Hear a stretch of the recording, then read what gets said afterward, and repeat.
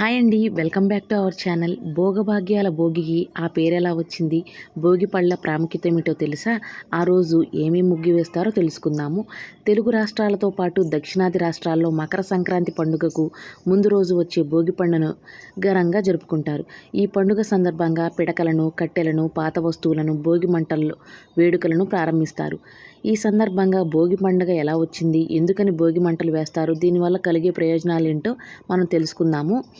హిందూ మత విశ్వాసాల ప్రకారం సూర్య భగవానుడు ధనస్సు రాశి నుంచి మకర రాశిలోకి ప్రవేశించే సమయాన్ని మకర సంక్రాంతి అంటారు.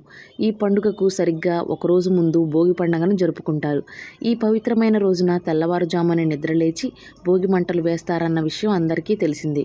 అదేవిధంగా చిన్నారులపై భోగి పళ్ళను పోస్తారు. భోగి రోజు సాయంకాలం సమయంలో బొమ్మల కొలువును కూడా జరుపుతారు. అయితే సరిగ్గా భోగి రోజు మంటలు ఎందుకు వేస్తారు, అసలు భోగి పేరెలా వచ్చింది, దీని వెనక ఉన్న కారణాలేంటో ఇప్పుడు తెలుసుకుందాము. భోగి మంటలు వేయడానికి శాస్త్రీయ కారణాల ప్రకారం సూర్యుడు దక్షిణాయనం కాలం భూమికి దూరంగా ఉండటంతో ఉష్ణోగ్రతలు తగ్గి చలి తీవ్రత పెరుగుతుంది. ఈ చల్లని వాతావరణాన్ని తట్టుకునేందుకు, చలి బాధలను తప్పించుకునేందుకు, దక్షిణాయనంలో తాము పడిన కష్టాలు బాధలను తట్టుకున్నందుకు, ఉత్తరాయణ కాలంలో సుఖ సంతోషాలను కోరుకుంటూ భోగి మంటలను వేస్తారు.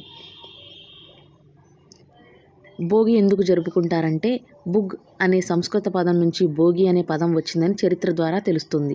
భోగం అంటే సుఖం. పురాణాల ప్రకారం శ్రీ రంగనాథ స్వామిలో గోదాదేవి లీనమై భోగాన్ని పొందిందని, దానికి సంకేతంగానే భోగి పండుగ ఆచరణలో వచ్చినట్లు పెద్దలు చెబుతారు. ఇంకో కథ ఏంటంటే, శ్రీ మహావిష్ణువు వామనుడి అవతారంలో వచ్చి బలిచక్రవర్తిని పాతాళంలోకి తొక్కింది కూడా భోగి రోజునే. ఇంకో రకంగా చెప్పాలంటే, ఇంద్రుడు పొగరును అణిచివేస్తూ గోవర్ధన పర్వతం ఎత్తిన పవిత్రమైన రోజు కూడా భోగి రోజే అని పెద్దలు చెబుతారు. అంతేకాదు, రైతుల కోసం ఈశ్వరుడు నందిని భూమికి పంపిన పవిత్రమైన రోజునే భోగి రోజు అని కూడా అంటారు. అందుకే ఈ రోజున భోగి పండగ అనేది జరుపుకుంటూ ఉంటారు. భోగి మంటలతో ఆరోగ్యమైన ప్రయోజనాలు ఏమైనా ఉన్నాయా అంటే, జనవరి నెలలో చలి తీవ్రత ఎక్కువగా ఉంటుంది కాబట్టి సాధారణంగా చలి మంటలను వేసుకుంటారు. కానీ భోగి మంటలు అనేవి కేవలం చలి తీవ్రత నుంచి తప్పించుకునేందుకు మాత్రమే కాదు, ఆరోగ్య ప్రయోజనాల కోసం కూడా వేస్తారు. సంక్రాంతి పండగకి సరిగ్గా నెల రోజుల ముందు ధనుర్మాసం ప్రారంభమవుతుంది. ఈ సమయంలో ఇంటి ముందు పెట్టిన గొబ్బెమ్మలను పిడకలుగా వేస్తారు.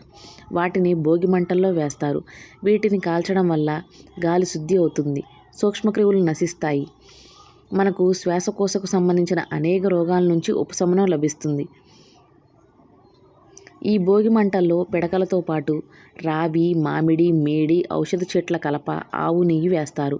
ఆవు నెయ్యి, ఆవు పిడకలను మంటల్లో వేయడం వల్ల శక్తివంతమైన గాలి విడుదలవుతుంది.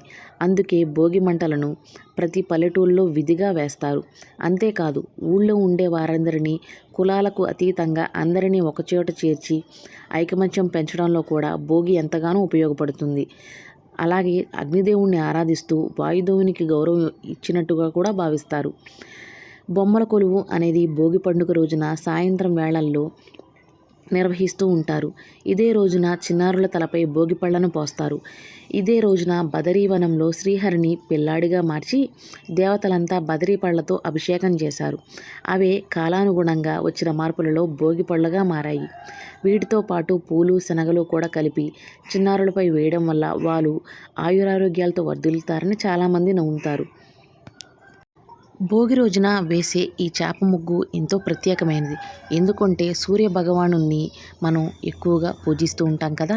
ఆ సూర్య భగవానుణ్ణి ఈ చేపలో కూర్చోబెట్టి మనం మన ఇంటికి ఆహ్వానించినట్టుగా, ఉత్తరాయణంలో నుంచి దక్షిణంలోకి వచ్చినట్టుగా మనం ఆయన్ని చక్కగా కొలుస్తూ ఉంటాము. ఇలాంటి మరిన్ని వీడియోస్ కోసం మా ఛానల్ అయితే లైక్ చేయండి, షేర్ చేయండి, సబ్స్క్రైబ్ చేయండి. Thank you for watching my videos.